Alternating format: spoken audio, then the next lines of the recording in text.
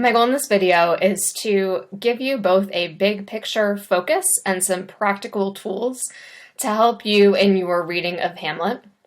Before I do that, I want to step back and just help you see where this fits into the scope of what we've been doing this year. So if you remember, back in the fall, which now seems like a lifetime ago, we started by considering our own stories. You wrote a personal narrative and then a brief scene about experiences that had been meaningful to you.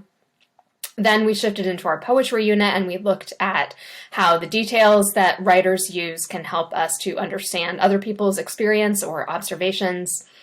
And then in 1984, through reading the book and through writing your own dystopian short story, we looked at the ways that dystopian literature can really help us to understand problems in the world by focusing our attention on those problems and the consequences that come from those, so that we may be motivated to take action to prevent things like that from ever taking place in our own time.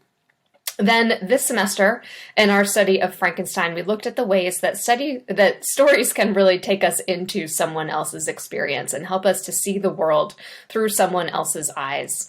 We especially saw that in the character of the creature, so someone whom, when he was seen from the outside, was met with violence and hatred and fear, but when we experienced him telling his own story, even if we ultimately didn't find him sympathetic, there were points where we may have sympathized with him and understood why he did the things that he did.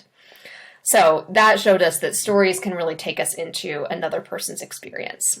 So in reading Hamlet, we're looking at the ways that great stories can actually hold a mirror up to us in a figurative sense and help us to see things that are true about ourselves and true about our world. And Shakespeare actually uses the phrase hold a mirror up in talking about a play that takes place in Hamlet. So I'm borrowing that language from him.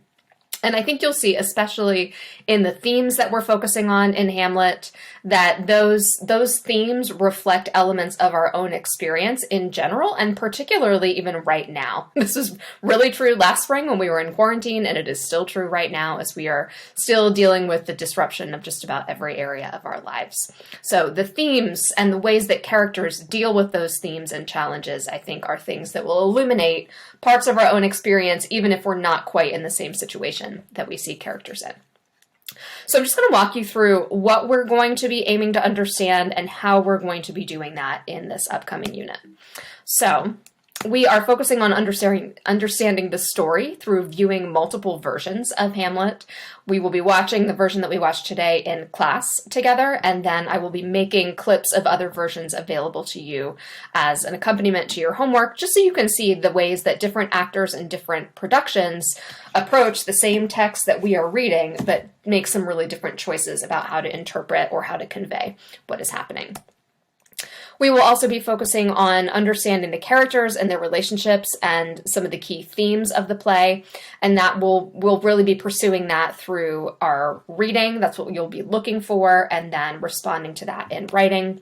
And the key themes that we are going to be zooming in on are uncertainty, grief, and responsibility, and we will see all of those running throughout the play. We really saw uncertainty clearly in this opening scene. And we'll continue to see how characters deal with those things and how that can hold a mirror up to us to show us healthy and unhealthy ways of dealing with these challenges. Finally, of course, we'll be focusing on understanding the language, not every word of the play, but focusing on some key quotes and speeches. And my goal for you is that you would be able to appreciate some of the beauty and power of Shakespeare's language, and also have some tools and strategies for overcoming the difficulty of it that can be a barrier to understanding. Okay, with that in mind, let's look at your reading homework for our next class. So you are going to be reading the scene that we watched in class today, and I've given you a number of resources to go along with the actual text. So I've given you 2 audio recordings featuring me and someone else, some other people that you may know.